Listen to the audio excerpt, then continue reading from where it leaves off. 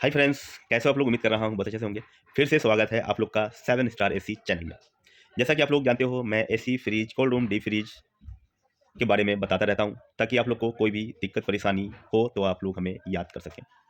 तो आज मैं आप लोग को बताने वाला हूँ और दिखाने वाला हूँ, समझाने वाला हूँ कि अगर आप लोग स्प्लिट एसी के बारे में जानना चाहते हैं, स्प्लिट एसी लगता कैसे है, स्प्लिट एसी का मतलब क्या होता है, स्प्लिट एसी काम कैसे करता है, स्प्लिट एसी कैसे लगाया जाता है और स्प्लिट एसी में कौन कौन से स्टैंड यूज किया जाता है, स्प्लिट एसी में कितने पाइप लगते हैं, स्प्लिट एसी में कौन सा स्टेबलाइजर लगाया जाता है और स्प्लिट एसी में कौन सा एमसीबी लगाया जाता है और स्प्लिट एसी में गैस कैसे लीकेज होता है और स्प्लिट एसी हमारा जो है वो रूम ठंडा कैसे करता है और स्प्लिट एसी को सर्विस कब कब कैच कराया जाता है और स्प्लिट एसी का मतलब क्या होता है और वोल्टेज मतलब कि जो वोल्टेज होता है वो कितना आना चाहिए, कितने वोल्टेज पे जो हमारा स्प्लिट एसी है वो काम करता है और स्टेबलाइजर कितने वोल्टेज पे लगाना चाहिए या कितने वोल्टेज पे नहीं लगाना चाहिए। ये सारा डिटेल आप लोग को मैं इस वीडियो में बताने वाला हूँ। आप लोग पूरा का पूरा वीडियो ज़रूर देखें और आप लोग माफ़ करें, जो मेरा आवाज़ है अगर किसी को समझ में नहीं आए तो मैं अगला जो नेक्स्ट वीडियो है कोशिश ये करूँगा प्रॉपर आवाज़ देने की। ओके, तो देर न करते हुए आप लोग जो मेरा पूरा वीडियो ज़रूर देखें, उसके बाद फिर हम बात करेंगे क्या आपको समझ में नहीं आया और क्या चीज़ समझ में आया। ओके। हाय फ्रेंड्स, कैसे हैं आप लोग? उम्मीद कर रहा हूँ बहुत अच्छे से होंगे। स्वागत है फिर से आप लोग का 7 स्टार एसी में। आप लोग को आज बताने वाला हूँ कि स्प्लिट एसी होता क्या है। सबसे पहले आपको ऊपर दिख रहा होगा इंडोर यूनिट, नीचे दिख रहा होगा आउटडोर यूनिट और आपको उसके साइड में दिख रहा होगा रिमोट। ये तीनों चीज़ है स्प्लिट एसी के पार्ट। तो जैसा कि आप लोग जानते हो, जो एसी दीवार पे टंगता है मतलब जो हैंग होता है वो कैसे होता है, मैं आपको बिल्कुल अंदर से समझाऊंगा। जो स्प्लिट एसी अपना होता है जो दीवार पे आपको बिल्कुल चिपका हुआ नज़र आता है और लटका हुआ, तो ये इसको टांगा कैसे जाता है वो मैं आपको समझाना चाहता हूँ। सबसे पहले आप देखें कि जो एसी के पीछे जो एक पत्ती होता है, जो प्लेट होता है, इसको एसी के अंदर से निकाला जाता है। ये जब अभी नया एसी जब भी लेंगे तो इस तरीके से लॉक हुआ रहेगा, एक पेज भी लगा रहेगा।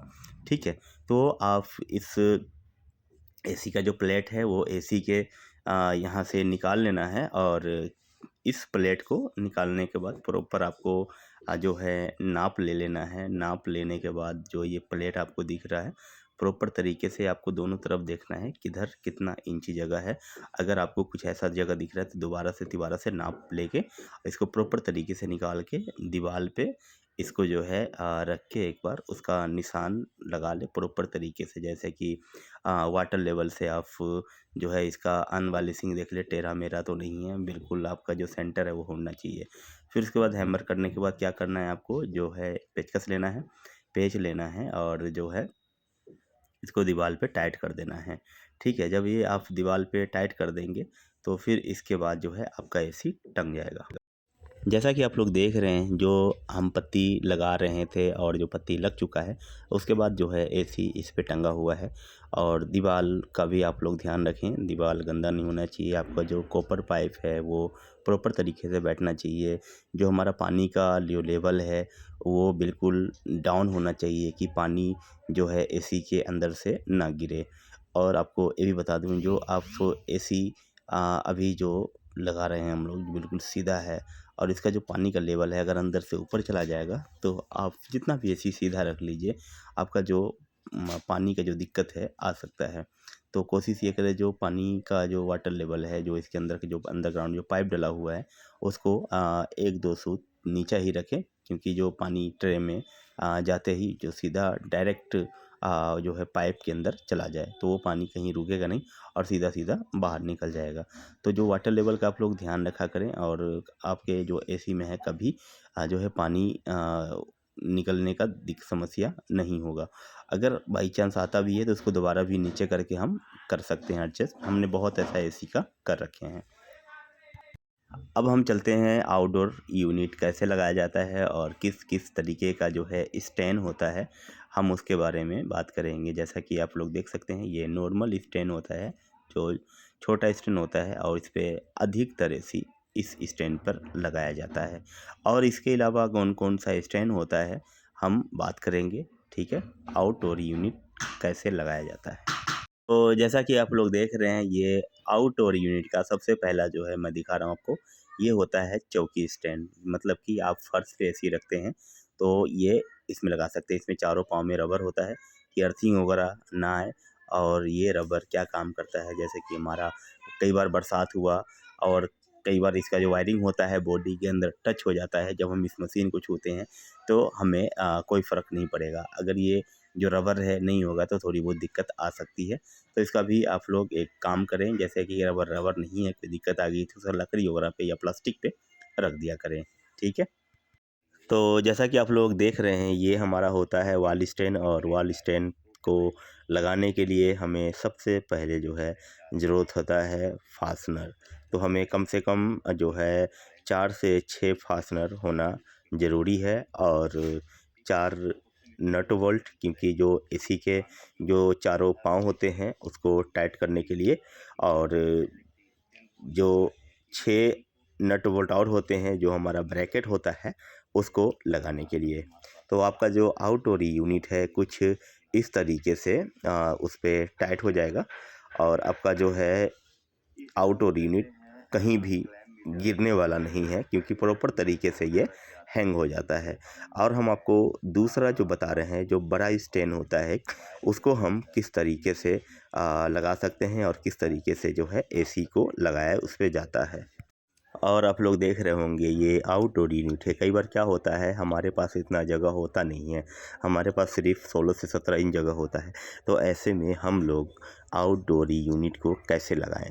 तो इसके लिए एक आता है डबल स्टैंड, मतलब कि वो बड़ा स्टैंड होता है, और ये स्टैंड देखिए दोनों में कितना डिफरेंस है। ये यूँ सामने हमारा जो राइट को हवा फेंकेगा, और ये जो हमारा हमारे फेस की तरफ हवा फेंकेगा।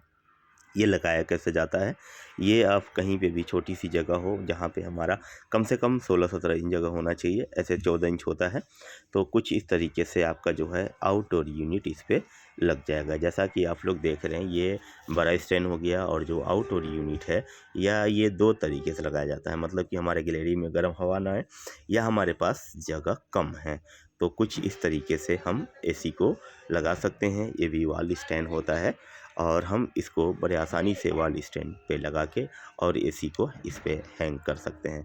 इसके लिए भी सेम हमें 6 फास्टनर चाहिए, और हमें 4 पाँव नट बोल्ट चाहिए, और 6 हमें ब्रैकेट नट बोल्ट चाहिए। तो हमारा जो आउटडोर यूनिट है कुछ इस तरीके से यहाँ पे ऐसे हैंग हो जाता है। और कुछ लोग को दिमाग में आ रहा होगा कहीं गिर जाइए, बिल्कुल नहीं गिरता, बड़े आसानी से लगा सकते हैं इसको। और कौन कौन सा तरीके का होता है स्टैंड, जैसे कि हम वेल्डिंग करवा के हम इसको इस तरीके से जो है प्लेटफार्म बनवा के बड़े आसानी से कहीं पे भी कोई भी गैलरी में हो, जितना भी बड़ा हमारा जगह हो, जितना भी छोटा हो, अगर कहीं पे खिड़की छोटा सा है और सिर्फ उधर जाने के लिए जगह है, तो आप लोग वेल्डिंग इस तरीके से करवा के प्लेटफार्म बनवा के आउटडोर यूनिट को यहाँ पे शिफ्ट कर सकते हैं। और जो वेल्डिंग होना चाहिए वो बढ़िया जो है बढ़िया लोहे का होना चाहिए, और अच्छे तरीके से जो है उसमें प्लेटफार्म बना हुआ रहना चाहिए, ताकि एक बंदा जो है वहाँ पे खड़ा होके आराम से काम कर सके, ठीक है। और भी कुछ कंप्रेसर वगैरह ले जाने की ज़रूरत पड़ता है, कई बार वैक्यूम पंप वगैरह रख के वैक्यूम करने के लिए, तो प्लेटफार्म मजबूत होना चाहिए कि हमारा जो आउटडोर यूनिट है और एक जो बंदा है ना उसमें सेफ खड़ा हो जाए। और इतना काम होने के बाद भी जो हमारा एसी होता है, वो हमारा जो एसी है वो चलता नहीं है, क्योंकि हमारा जो एसी है अभी जो है पाइप और वायर जो है कनेक्ट नहीं हो पा रहा है। इसके लिए हमें सबसे पहले चाहिए वायर और कॉपर का पाइप।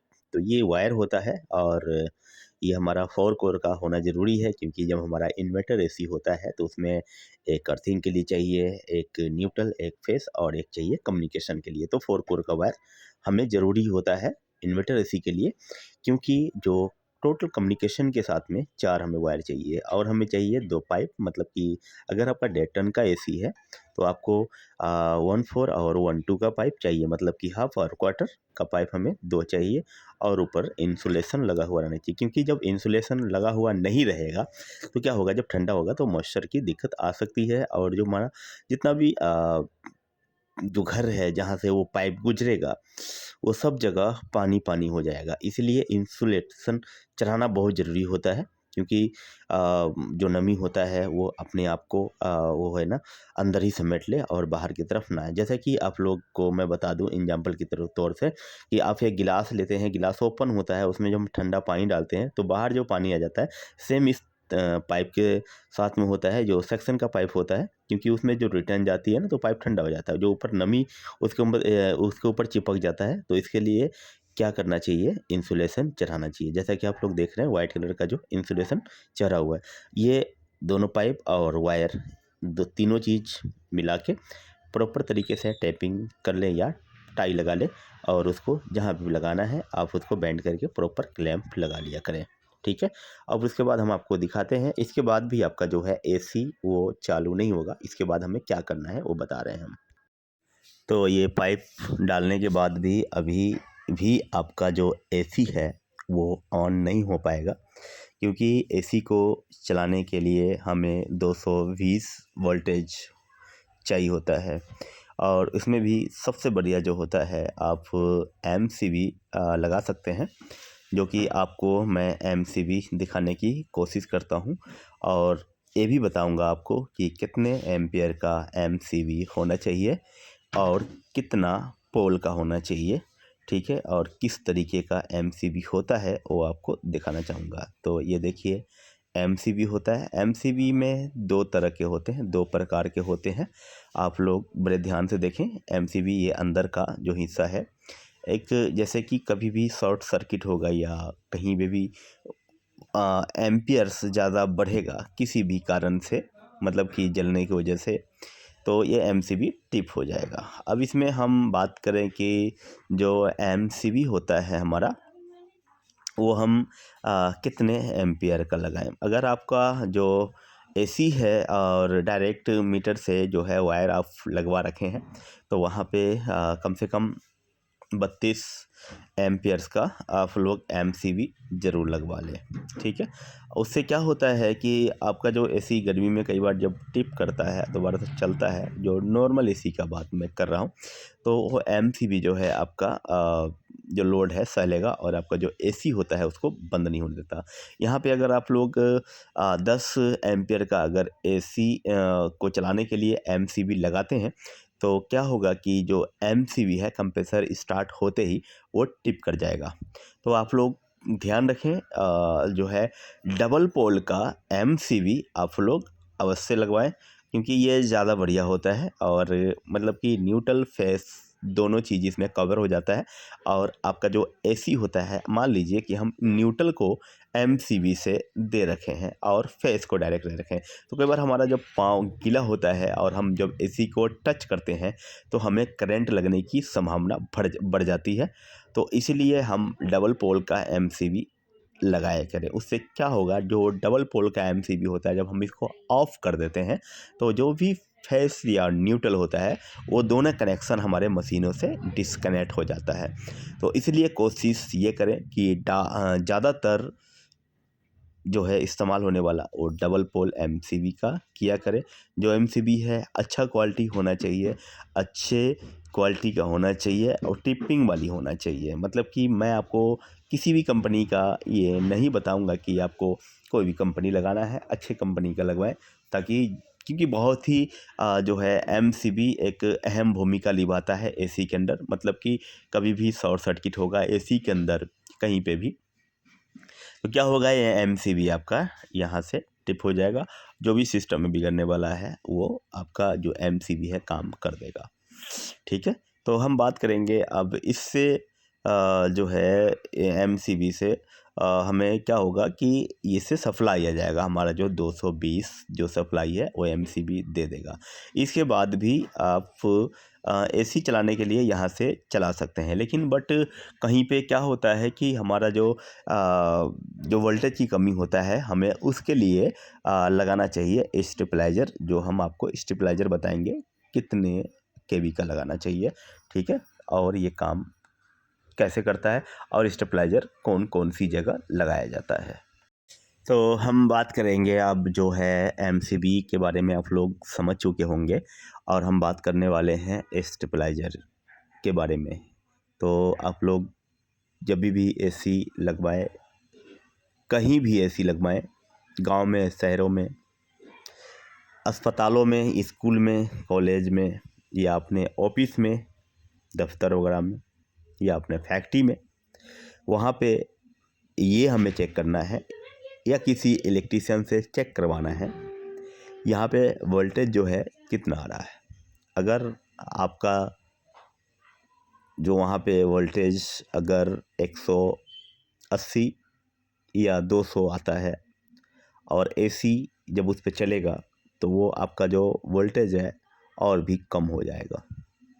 तो वहाँ पे हमें ज़रूरी होता है कि 90 से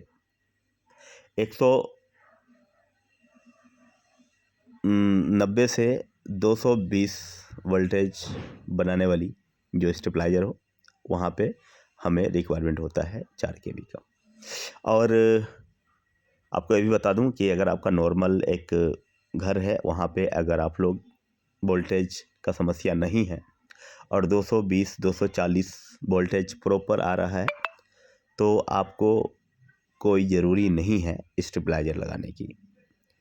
अगर आप इन्वर्टर एसी भी ऑन अगर ले रहे हैं, अगर आपके पास वहाँ पे जो है वोल्टेज कम है 180 170 वगैरह, तो वहाँ पे आपको ज़रूरी होता है कि आप 90 से 220 तक का 240 तक का स्टेबलाइज़र ज़रूर लें। क्योंकि आप 170 से 280 तक का जो 240 तक का जो स्टेबलाइज़र लेंगे वो हो सके कामयाब ना हो, ठीक है। और कोशिश ये करें अच्छी कंपनी का स्टेबलाइज़र आप लोग ले। और जो स्टेबलाइज़र होता है इसका भी बहुत बड़ा रोल अदा होता है, मतलब कि एसी के लिए, क्योंकि ये जब भी वोल्टेज कम ज़्यादा होगा तो आपका जो एसी है उसको कई बार सप्लाई देना बंद कर देगा, यहाँ से सप्लाई छोड़ देगा। पीछे देखेगा एसी को सप्लाई चाहिए 220 और पीछे जो है 170 ही आ रहा है, तो ये आगे क्या करेगा कि 220 ये अपनी तरफ से बना के एसी को देगा, ठीक है।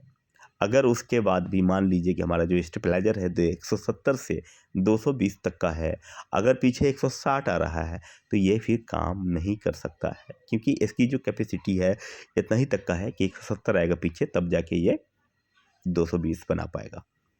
तो आप लोग ध्यान रखें, जब भी स्टेबलाइज़र लें अपने इलेक्ट्रीशियन से वहाँ का वोल्टेज चेक करा लें, फिर उसके बाद आप लोग स्टेबलाइज़र लें।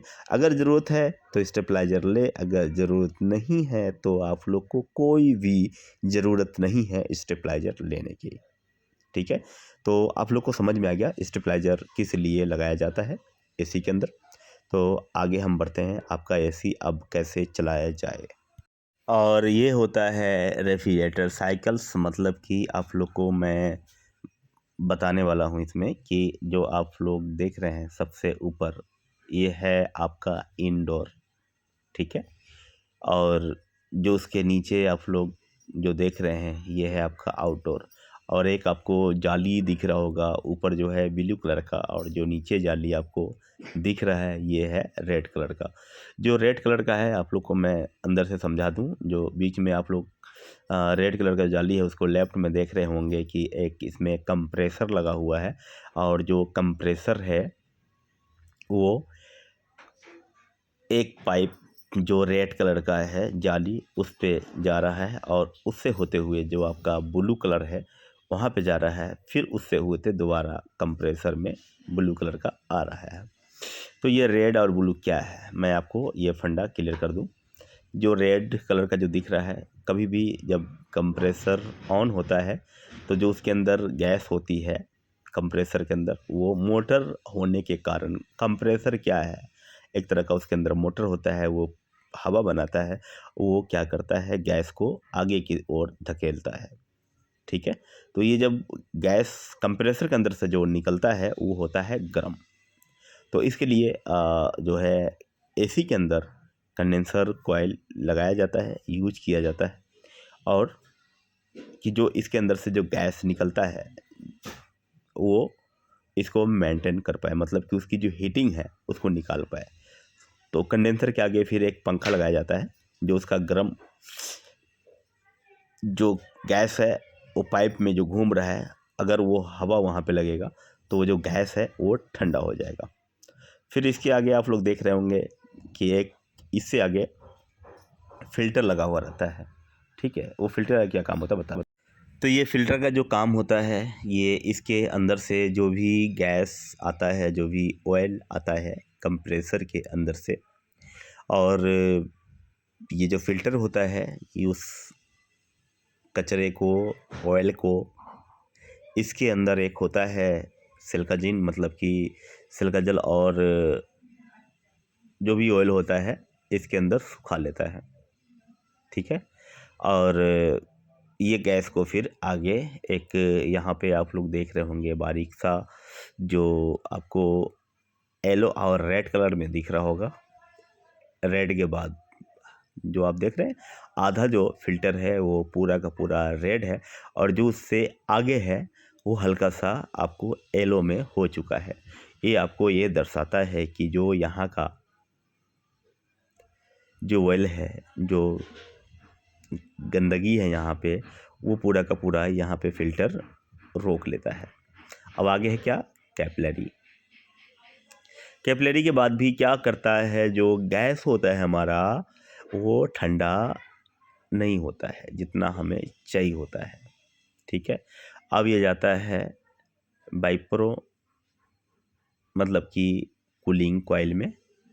ये आप लोग जो लाइन देख रहे हैं जो रेड कलर का, वहाँ जाके डायरेक्ट ब्लू कलर में कन्वर्ट हो चुका है।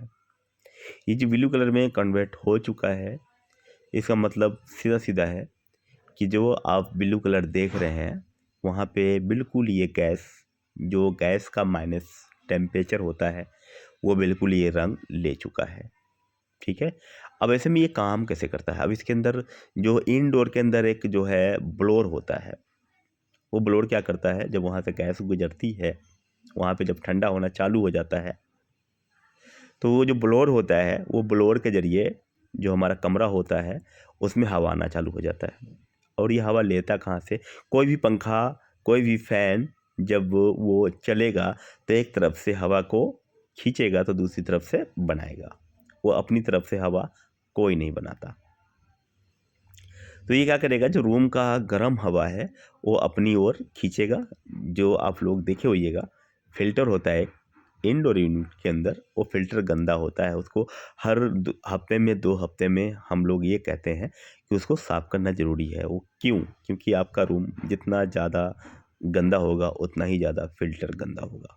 वो फ़िल्टर गंदा होता कैसे है, आप लोग को मैं बता दूं कि जो रूम का हवा होता है दोबारा एसी उसको ही खींचता है, और जो हमारा इंडोर यूनिट होता है वो सिर्फ़ आपको कूलिंग नहीं देता या आपका जो रूम ठंडा नहीं करता, मतलब यूँ कह लूँ कि जो आपका एसी है वो सबसे पहले जो आपके रूम का जो हवा है वो साफ़ करता है।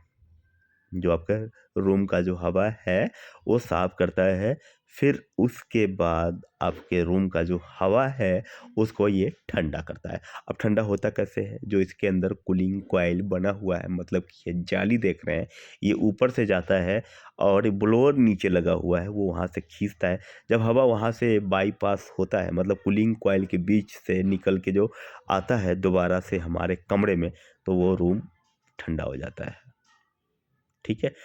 और हम बात कर लें कि अगर मान लीजिए कि इसमें ब्लोअर नहीं लगाया जाए, ब्लोअर हम नहीं लगाते हैं, तो क्या हमारा रूम ठंडा होगा? नहीं होगा। क्यों नहीं होगा? क्योंकि ये जो है हमारे रूम का जो गर्म हवा है ये खींचेगा ही नहीं, अपनी ओर लेगा ही नहीं, तो जो हमारा रूम है वो ठंडा कैसे हो सकता है? और पूरा का पूरा जो है पूरा सिस्टम पे, पूरे पे बर्फ़ की सिल्ली बन जाएगी। हो सके हमारा कंप्रेसर भी ख़राब हो जाए। आप लोग देखे होइएगा जब बरसात का मौसम होता है तो बहुत ऐसे एसी के अंदर बहुत लोगों से मैंने सुना है कि जो हमारा एसी होता है वो धुआं दे रहा है। क्यों? क्योंकि जो कूलिंग कॉइल होता है, जो जाली आप लोग देख रहे हैं, ये जाली ब्लॉक हो जाने के कारण जब हवा प्रॉपर इनडोर नहीं फेंक पाता है, तो इसकी वजह से बर्फ़ जमना चालू हो जाता है, और जो हमारा एसी है लोगों को ये लगता है कि धुआं दे रहा है। जैसे आप लोग फ्रिज खोलते हैं और फ्रिज खोलते ही जैसे धुआं आता है, उसी तरीके से एसी के ब्लोअर के पास से धुआं आने लगता है। क्यों? क्योंकि इसके अंदर भी बर्फ़ जम जाता है। दूसरा क्या कारण होता है, जब आपके एसी के अंदर गैस कम होगा और 2 से 3 लाइन पे बर्फ़ जमना चालू होगा और इसको आप लोग ध्यान नहीं देते हैं, इसके कारण भी धीरे धीरे पूरी कूलिंग कॉइल पे बर्फ़ आना चालू हो जाएगा। तो ऐसे के लिए क्या करें कि जो बढ़िया मैकेनिक है उनको आप लोग संपर्क करें, कॉल करें और जो अपना एसी है उसको चेक करा लें। अगर इस तरीके का प्रॉपर आता है, प्रॉब्लम आता है तो प्रॉपर तरीके से सही करा लें। अब हम बढ़ते हैं आगे। अब जो ब्लू कलर का ना आगे जो लाइन देख रहे हैं, मोटी सी जो लाइन है, ये होता है हमारा सेक्शन लाइन, ठीक है। स्प्लिट एसी स्प्लिट एसी का जो ये है सेक्शन लाइन होता है और दोबारा से ये गैस को कंप्रेसर में लेता है, मतलब कि ये फेंकता है और वो खींचता है। तो ये जो आप छोटा सा देख रहे हैं, ये टंकी सा जो है, ये होता है इक्वलेटर। ये इसमें क्या होता है, जो आगे से हमारा जो गैस होता है इसमें होता है लिक्विड, ठीक है। तो वो क्या करता है, यहाँ से देखिए इसके अंदर होता है बाइंडिंग, ठीक है, और यहाँ से ये सीधा जो है नीचे की तरफ चला जाता है। फिर ये वाइपर में बदल जाता है, वो लिक्विड देता है, ये वाइपर में बदल देता है, वो लिक्विड देता है, ये वाइपर में बदल जाता है। ऐसे ही हमारा जो है रिसाइकल्स चलता रहता है। और कुछ लोग का सवाल ये भी होता है कि जो हमारा एसी होता है कितने दिनों में गैस ख़त्म हो जाता है। तो उन लोगों से कहना चाहूँगा कि जो एसी होता है अपने आप कभी भी गैस ख़त्म नहीं होता। जैसा कि आप लोग देख सकते हैं पूरा का पूरा सिस्टम है और कोई भी एक भी पाइप से, जितने भी आप लोग पाइप देख रहे हैं रेड से लेके ब्लू तक, कोई भी पाइप अगर लीकेज नहीं होगा तो आपका जो गैस होता है वो ख़त्म नहीं होगा। कंप्रेसर भी देख रहे हैं, कंप्रेसर का कोई भी एक जर लीकेज हुआ तो आपका गैस ख़त्म हो सकता है। आपका कूलिंग कॉइल लीकेज हुआ, आपका गैस ख़त्म हो सकता है। आपका कंडेंसर कॉइल में लीकेज हुआ, आपका गैस ख़त्म हो सकता है। आप जो कैपिलरी देख रहे हैं, कैपिलरी से लीकेज हो सकता है, फिल्टर से लीकेज हो सकता है। और जो इनडोर टू आउटडोर पाइप जाता है वहाँ से भी लीकेज हो सकता है। तो मैं आप लोगों से बता दूं कि कभी भी जो है गैस अपने आप ख़त्म नहीं होता, या आप लोग शिफ्टिंग कराते हैं उस समय में भी गैस टॉप अप होने की संभावना होता है। क्योंकि जब हम एसी उतारते हैं और कई बार गैस उसमें टॉप अप करते हैं तो लोग कहते हैं गैस तो आपने बंद किया था। तो कई बार होता है जो हमारी जो पाइपें होती हैं कई बार पूरा बंद नहीं होता, वहाँ से गैस निकल जाती है, इसकी वजह से टॉप करना पड़ता है। और आप लोग को ये भी बता दूं कि जो हमारा ये आप जो देख रहे हैं, जो पूरा का पूरा मैं सिस्टम आपको समझाने की कोशिश कर रहा हूँ और मैं यकीन के साथ कहता हूँ कि आप लोग को पूरा सिस्टम समझ में आया होगा। अगर ये पूरा सिस्टम आप लोग को समझ में आया होगा तो जो मेरा चैनल है आप लोग इसको सब्सक्राइब कर दें और अपने दोस्तों में ज़रूर शेयर करें। तो चलिए हम इससे आगे का बात करेंगे कि आपका एसी अब चलेगा कैसे। आपका जो एसी है उसमें जो है इनडोर भी टंगे, आपका आउटडोर भी जहाँ लगना था वो लग गया। जैसा कि मैंने आपको शुरू में स्टैंड के बारे में बताया कौन कौन सी प्रकार का स्टैंड होता है, और आपको मैंने पाइप के बारे में बताया, जो रेफ्रिजरेटर साइकिल्स होता है उसके बारे में बताया। तो आप लोग को ये समझ में आ गया होगा कि जो हमारा एसी होता है वो इंस्टॉल कैसे होता है, उसमें कौन कौन सा स्टैंड लगाया जाता है, जो रेफ्रिजरेटर साइकिल्स होता है वो काम कैसे करता है, ठीक है। तो इसके बाद हमने बताया कि कौन सा एमसीबी लगाना ज़रूरी होता है। फिर उसके बाद हमने बताया कि आपको स्टेबलाइज़र लगाना ज़रूरी होता है या नहीं होता है, ठीक है। अगर आप लोग को किसी भी तरीके का दिक्कत आता है एसी में तो आप लोग इस चीज़ को ज़रूर ध्यान रखें। तो हम चलते हैं अब आगे और बढ़ते हैं। तो जैसा कि आप लोग को मैं पीछे जो भी बात बताया हूँ एसी के रिगार्डिंग, तो आप लोग को मैं पूरे यकीन के साथ कहता हूँ कि पूरी की पूरी जो है आपको एसी के बारे में जानकारी हो चुका होगा। और आप लोग को ये भी बता दूं कि अगर आप लोग एसी ऑन करते समय कुछ बातों का ध्यान रखें, जैसा कि अगर घर में झाड़ू पोछा अगर लगाते हैं तो वहाँ पे आपको एसी बंद कर लेना चाहिए। या आपका एसी अगर इन्वर्टर है, आप लोग उसको यूज करते हैं, तो कोशिश ये करें कि जो उसका टेम्परेचर होता है ज़्यादा ज़्यादा बढ़ा के रखें। या आपके पास नॉर्मल एसी भी है तो उसका भी टेम्परेचर ज़्यादा ज़्यादा बढ़ा के रखें, क्योंकि आपको कम टेम्परेचर में रखने से आपका जो शरीर है वो ख़राब हो सकता है, आप बीमार पड़ सकते हैं। तो आप लोग को कोशिश ये करना है कि जो 22-26 के बीच में जो हमारा एसी का जो टेम्परेचर होता है वो रखना ज़्यादा ज़रूरी होता है। ठीक है, तो आप लोग ये भी बता दें हमें कि अगर हमारा जो जो एसी होता है और कितना बंदा इसमें बैठ सकता है। मान लीजिए कि हमारा जो एसी है वो 1.5 टन का है, हम कंटिन्यू यहाँ पे 2 से 3 बंदा रहते हैं, तो इसमें हमें जो है एकदम से 5 से 6 बंदा आ जाता है, तो हमें कौन सा मोड यूज करना चाहिए। तो यहाँ पे आप लोग जो है टर्बो मोड का इस्तेमाल कर सकते हैं। और टर्बो मोड क्या करता है, जो कूलिंग जो होता है थोड़ा सा फास्ट होता है, नॉन स्टॉप कूलिंग उससे होना चालू हो जाता है।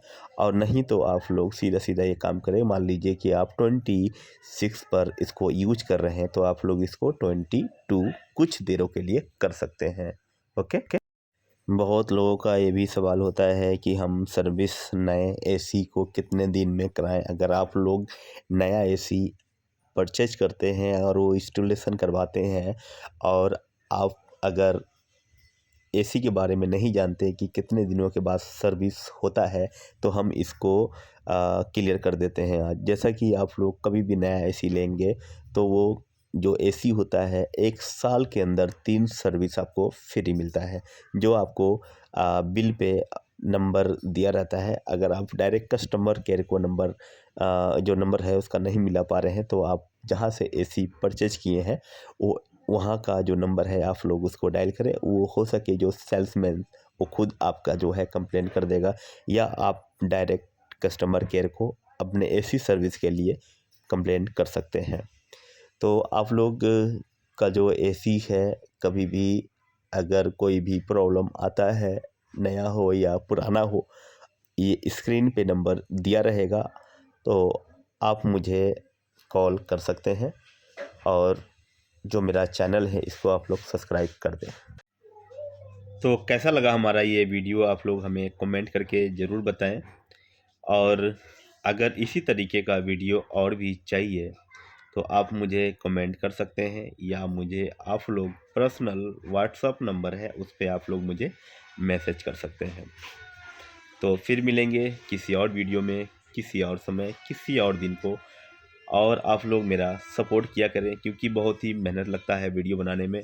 मेरा तबीयत ख़राब है और मुझसे बोला भी नहीं जा रहा, जुकाम हो रखा है कई हफ्तों से, फिर भी मैं ये वीडियो बना रहा हूँ, क्योंकि आप लोग तक मुझे हमेशा रहना अच्छा लगता है। आप लोग के बीच में मुझे हर ये बात बताने में अच्छा लगता है।